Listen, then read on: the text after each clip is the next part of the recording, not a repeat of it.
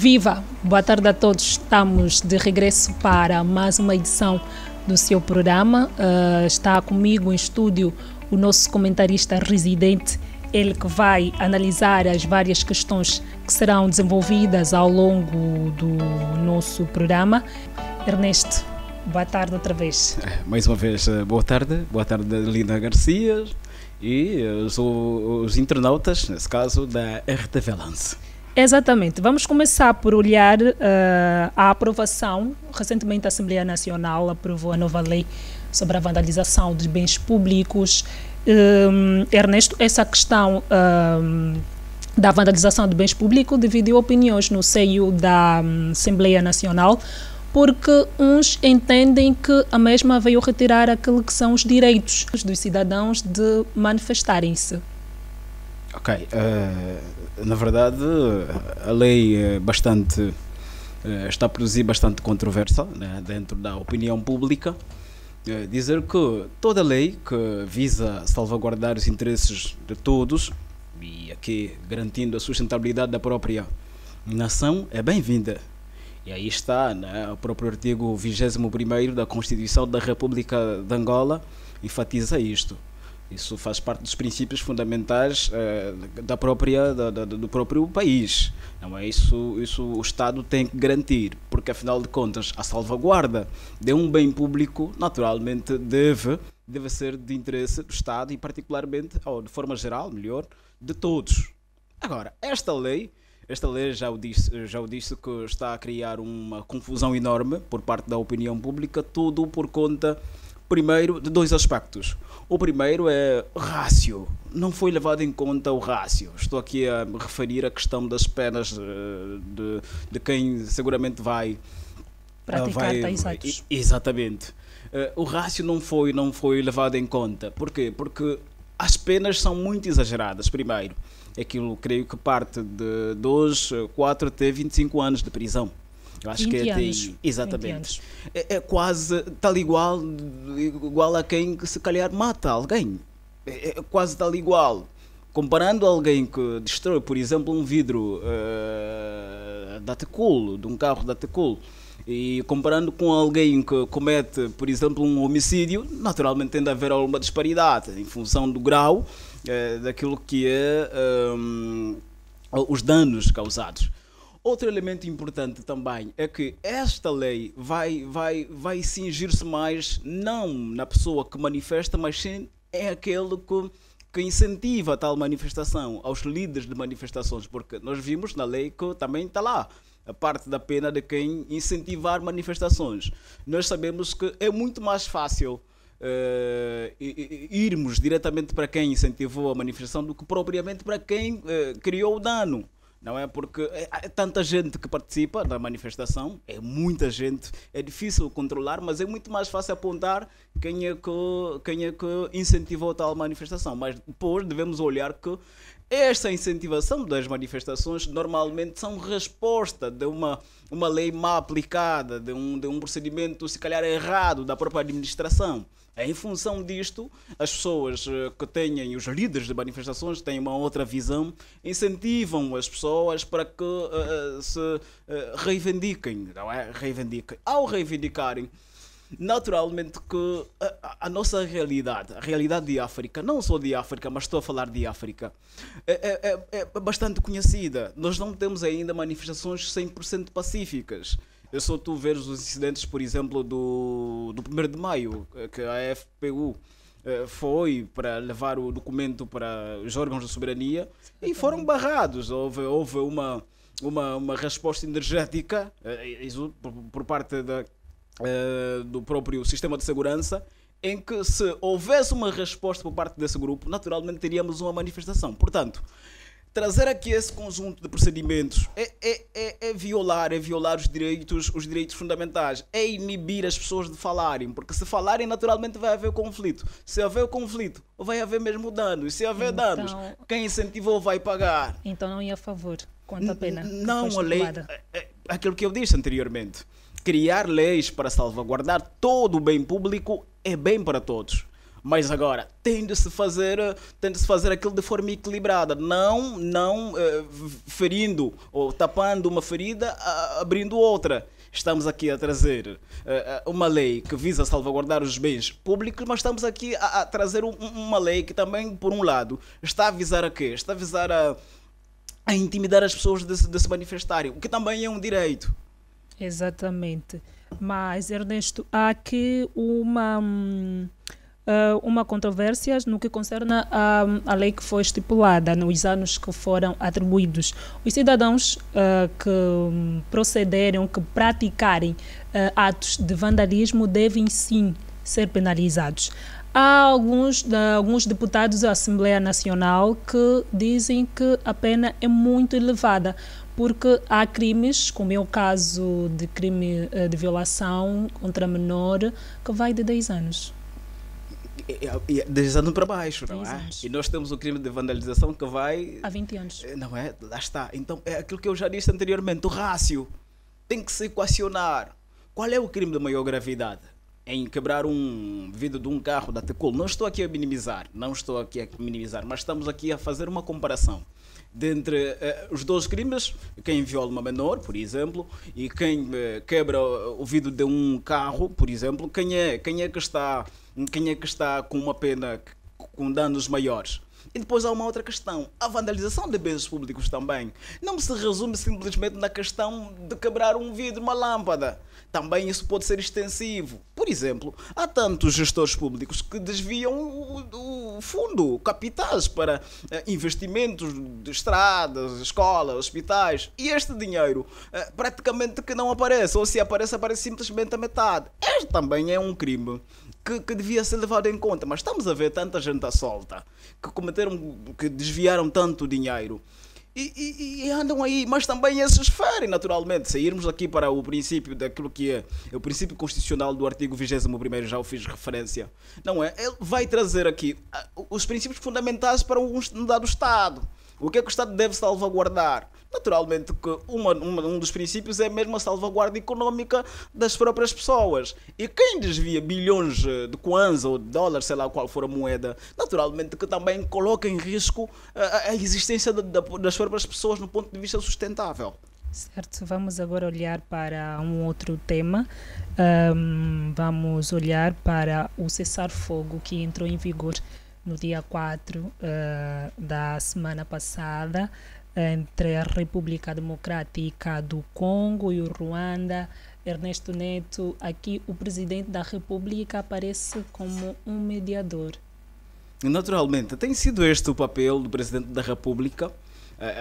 Aquilo até assim, não é? Quando a guerra não é sua e tu não tens interesse, mas a paz é o bem de todos, naturalmente tu deves posicionar-se para mediar e encontrar aí, se calhar, a resolução, uma plataforma de entendimento. E é isso que o presidente João Lourenço tem levado a cabo, desde que assumiu o cargo de presidente da República, os seus esforços no que toca aquilo que é política regional, não é? Falo aqui propriamente da SADC, que tem sido nesta toada.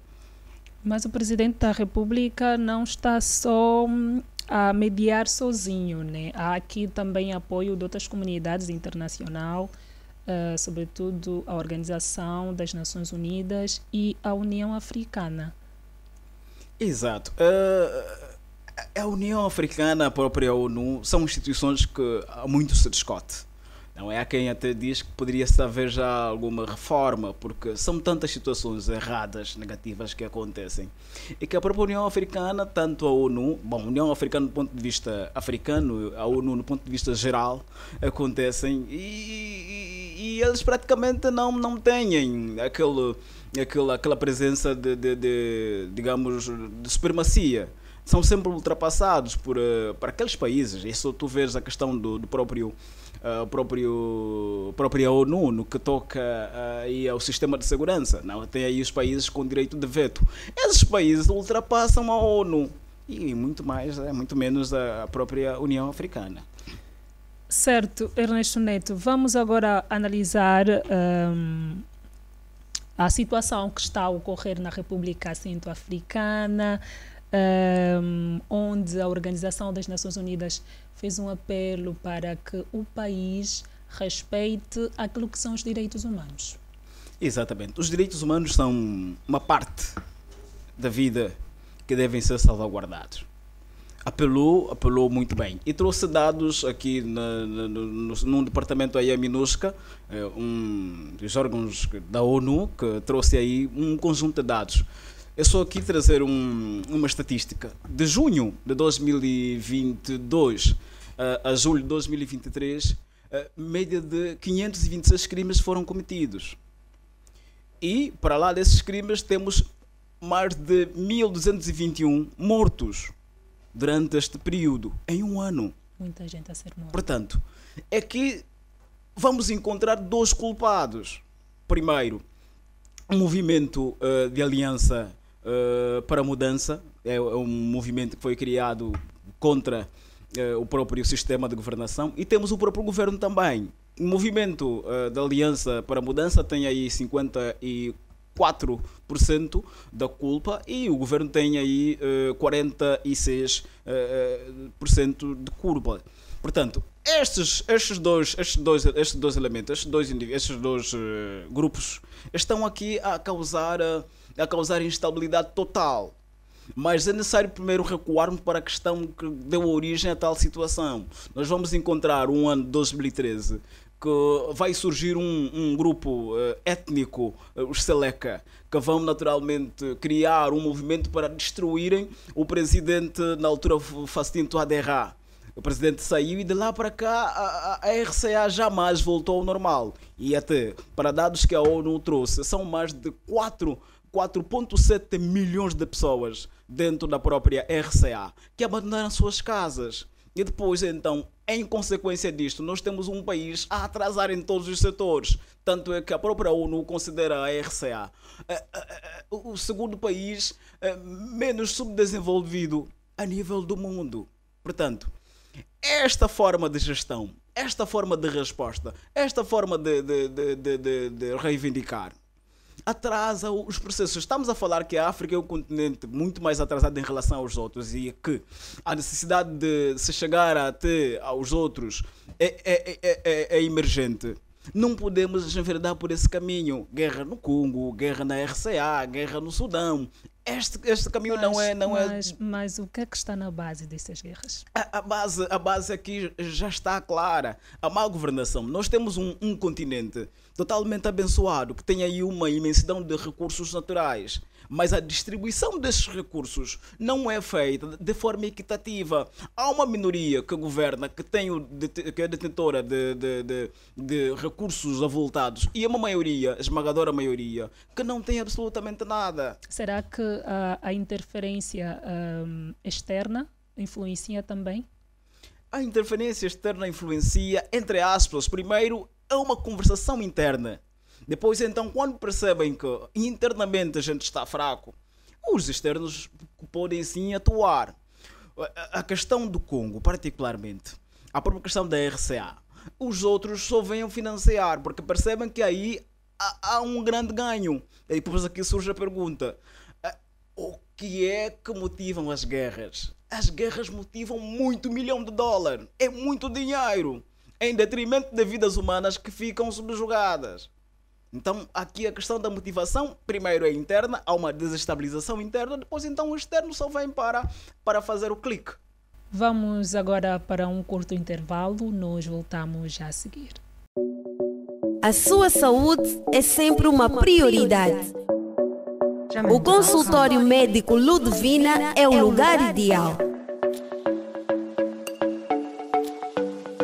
Um espaço único e acolhedor, o consultório médico Ludivina está localizado no início do Zango Zero, segunda rua, junto à loja de registros. A saúde da mulher mãe, da criança e adolescente, o pré-natal e o planeamento familiar são, dentre outras, as especialidades ao seu dispor.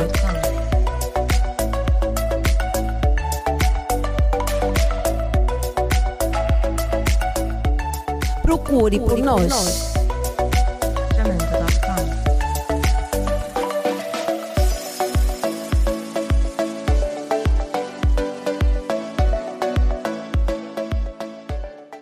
bem-vindos à primeira edição do seu programa Flashback. Porque é importante olhar primeiro para as questões de base. O programa, de caráter informativo, fará questão de analisar diversas temáticas a nível nacional e internacional. As questões de base estão ligadas à saúde, à educação, à própria segurança, até mesmo à própria economia. A economia tem que estar forte internamente. Bom, se bem que ouvi também que, para além dos 2 mil milhões de dólares que se tem como dívida em Portugal, o primeiro-ministro também afirmou que poderá aumentar ainda mais 500 milhões de euros para aquilo que é o peso da nossa balança económica, nesse caso, vai emprestar para Angola. Aqui, os fatos serão analisados tintim por tintim. Não haverá parcialidade e muito menos interferências. Há uma disparidade muito grande entre o formado em Angola. É a questão de base. Lá está. Então essas questões devem estar solucionadas para que o profissional de Angola, formado em comunicação social, por exemplo, que é a nossa área, também devia, naturalmente, quando saísse de cá para Portugal, poderia se inserir normalmente no próprio pacote de comunicólogos de Portugal. Mas não acontece. Tu sais daqui profissional e chegas lá, pareces um estudante qualquer. Agora, se deixarmos tudo a longo prazo e tudo não parece o prazo e fica simplesmente a prazo e parece que não aparecem os prazos, depois ninguém cobra os prazos e ninguém fica. Pronto, acabamos por essa. Temos o projeto implementado há muito tempo, mas não temos resultados palpáveis.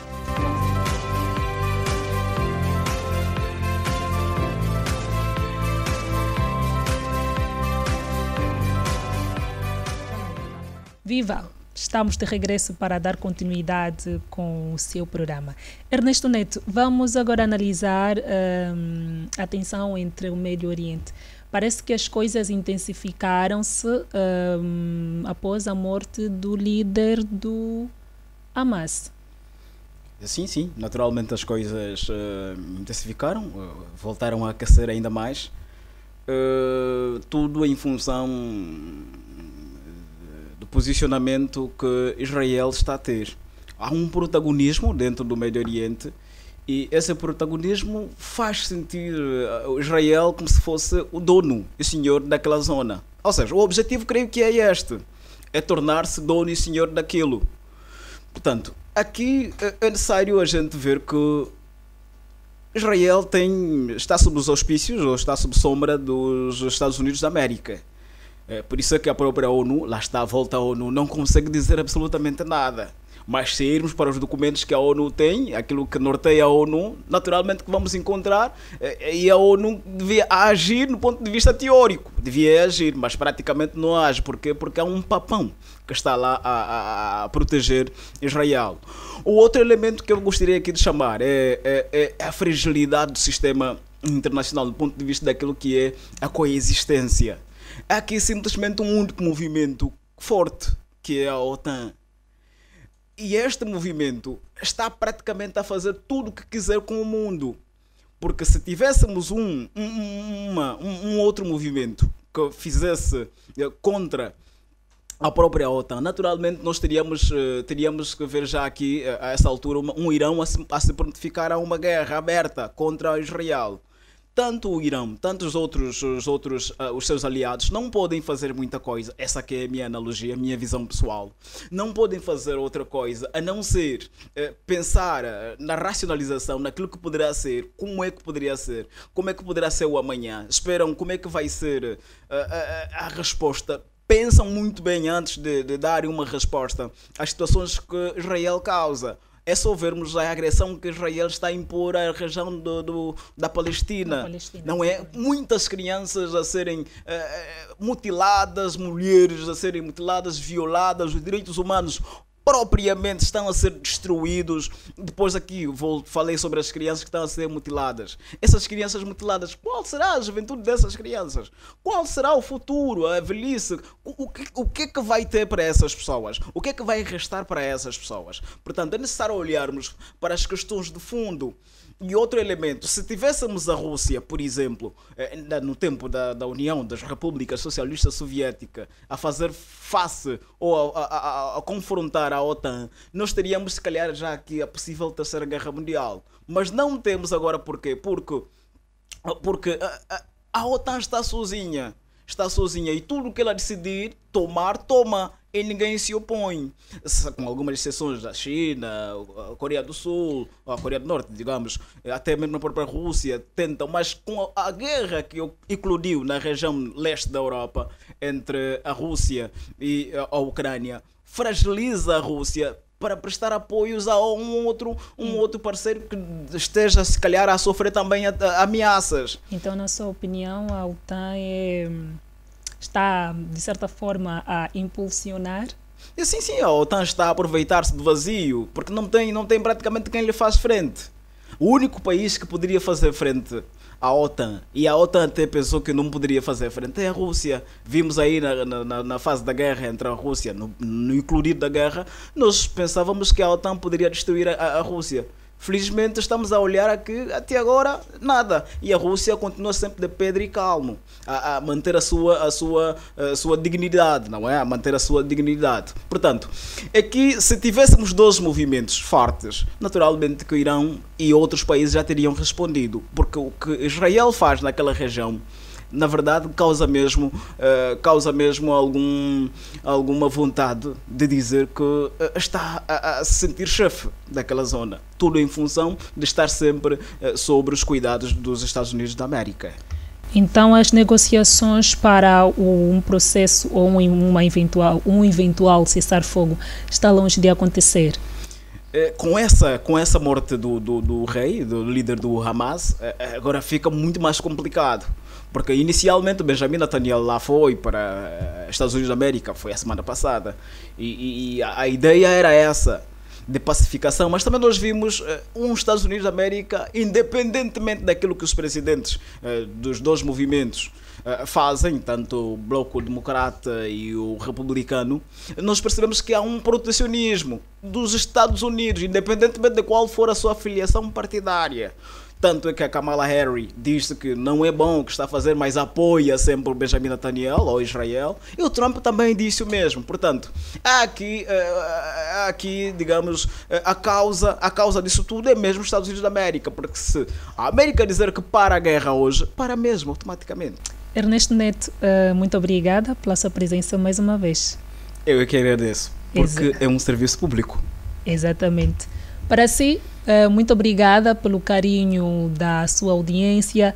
Nós prometemos regressar a próxima semana com outras que vão marcar o mundo. Passe bem.